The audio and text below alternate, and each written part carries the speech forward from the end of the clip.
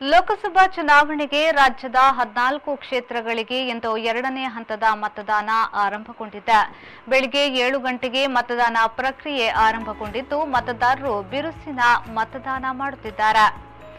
ಮತದಾರರನ್ನ ಮತಗಟ್ಟೆ ಕೇಂದ್ರಗಳತ್ತ ಆಕರ್ಷಿಸಲು ವಿಶಿಷ್ಟ ಯೋಜನೆಗಳನ್ನು ಹಮ್ಮಿಕೊಂಡಿರುವ ಆಯಾ ಜಿಲ್ಲಾಡಳಿತ ವಿಶೇಷ ಮತಗಟ್ಟೆಗಳನ್ನು ಸ್ಥಾಪಿಸುವ ಮೂಲಕ ಸ್ಥಳೀಯ ಸಂಸ್ಕೃತಿ, ಆಚರಣೆ, ಇತಿಹಾಸವನ್ನ ಬಿಂಬಿಸುವ ಪ್ರಯತ್ನವನ್ನ ಮಾಡಿಕೊಂಡಿವೆ.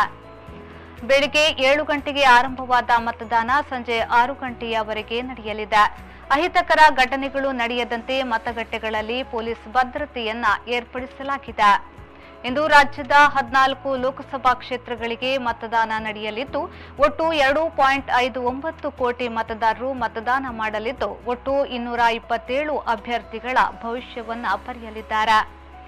ದಾವಣಗೆರೆ, ವಿಜಯಪುರ, ಗಂಗಾವತಿ, ಕುಂದಾಪುರ ಸೇರಿದಂತೆ ಬೆಳಿಗ್ಗೆಯಿಂದಲೇ ಬಿರುಸಿನ ಮತದಾನ ನಡೆಯುತ್ತಿದೆ.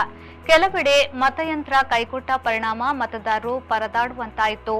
ಕುಂದಾಪುರದ ಕಿರಿಮಂಜೇಶ್ವರ, ದೇವಲ್ಕುಂದ, ಅಮಾಸೆಬೈಲು, ನೆರಳಕಟ್ಟೆ, ಕರ್ಕುಂಜೆ ಮತಗಟ್ಟೆಯಲ್ಲಿ ಬೆಳಗ್ಗೆಯಿಂದಲೇ ಬಿರುಸಿನ ಮತದಾನ ನಡೆಯಿತು.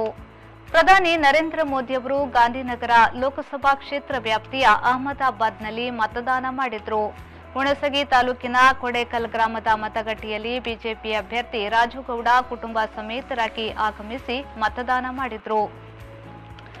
ಇನ್ನು ಪಕ್ಷೇತರ ಅಭ್ಯರ್ಥಿ ವಿನಯ್ ಕುಮಾರ್ ಅವರು ದಾವಣಗೆರೆ ತಾಲೂಕಿನ ಕರೂರು ಅಂಗನವಾಡಿ ಕೇಂದ್ರದಲ್ಲಿ ಮತ ಚಲಾಯಿಸಿದ್ರು. ಮಂಜಮ್ಮ ಜೋಗತಿಯವರು ಭಾಗ್ಯಮ್ಮ ಜೋಗತಿಯವರೊಂದಿಗೆ ಹೊಸಪೇಟೆ ತಾಲೂಕಿನ ಮರಿಯಮ್ಮಹಳ್ಳಿಯಲ್ಲಿ ಮತದಾನವನ್ನ ಮಾಡಿದ್ರು. ಎಐಸಿಸಿ ಅಧ್ಯಕ್ಷ, ರಾಜ್ಯಸಭಾ ವಿರೋಧ ಪಕ್ಷದ ನಾಯಕ ಮಲ್ಲಿಕಾರ್ಜುನ ಖರ್ಗೆ ಹಾಗೂ ಅವರ ಪತ್ನಿ ರಾಧಾಬಾಯಿ ಖರ್ಗೆ ಅವರು ಮತ ಚಲಾಯಿಸಿದ್ರು.